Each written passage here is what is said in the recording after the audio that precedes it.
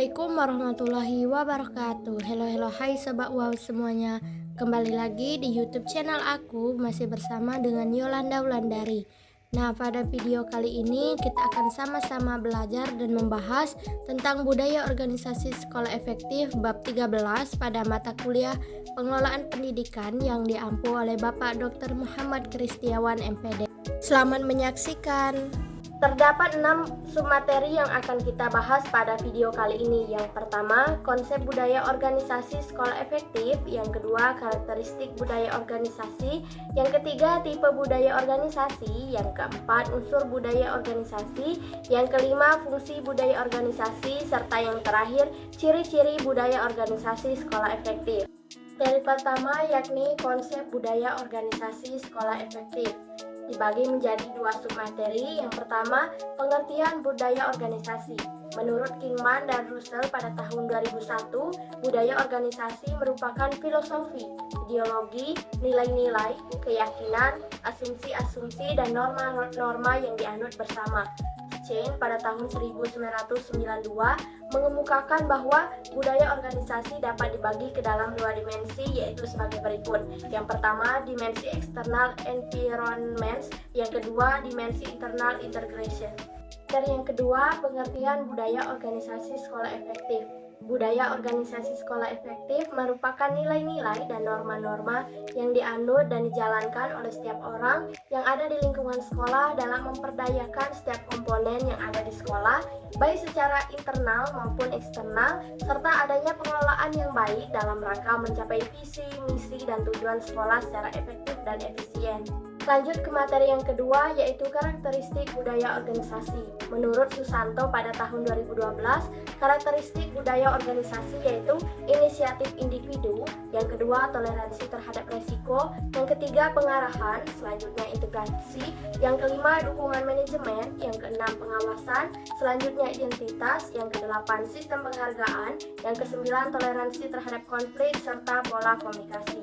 Beranjak ke submateri selanjutnya, tipe budaya organisasi. Menurut Mondi, Noy, dan Premax pada tahun 1993, tipe budaya organisasi antara lain sebagai berikut. Yang pertama, Open and Participative System. Open and Participative System ditandai dengan adanya kepercayaan terhadap bawahan, komunikasi yang terbuka, kepemimpinan yang sportif dan penuh perhatian, penyelesaian masalah secara kelompok, adanya otonom bekerja, sharing information, serta pencapaian tujuan yang tinggi.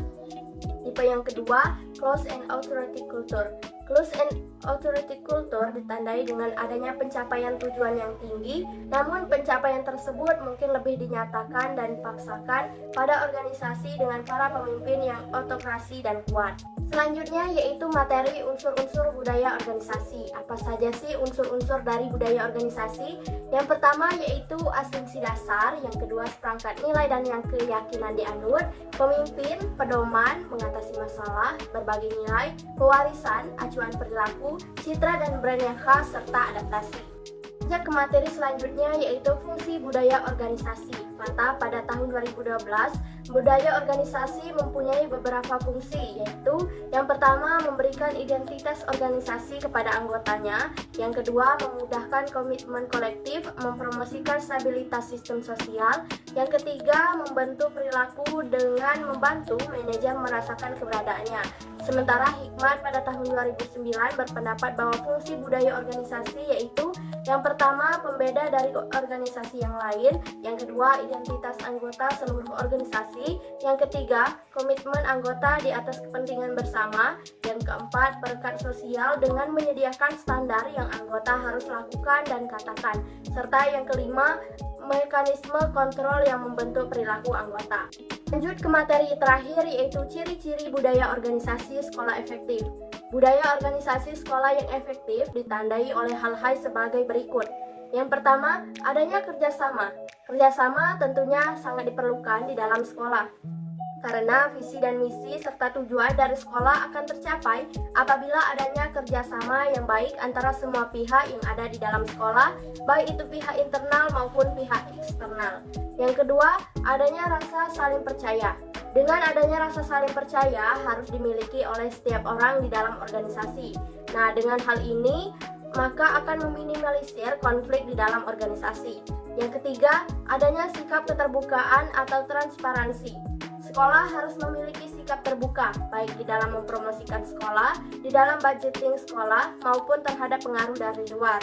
Apabila sekolah tidak mampu untuk membuka diri terhadap dunia atau pengaruh dari luar, maka sekolah tersebut akan kekurangan energi. Selesai sudah pembahasan materi kita pada bab 13, Budaya Organisasi Sekolah Efektif pada mata kuliah Pengelolaan Pendidikan.